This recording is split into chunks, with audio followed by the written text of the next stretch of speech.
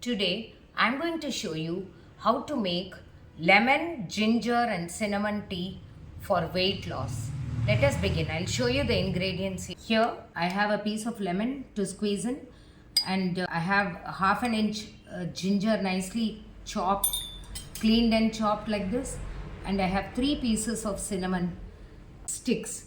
Now let us start. Now I have the induction stove here. I've on it and I have about half a glass of water here. Let me pour this into the pan. Let the water in the pan start boiling. Now you can see the water is boiling. At this stage I want to add this 3 pieces of cinnamon.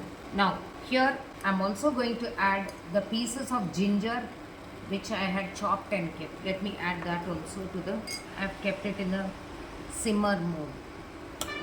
Now you can see that the color of the tea has changed.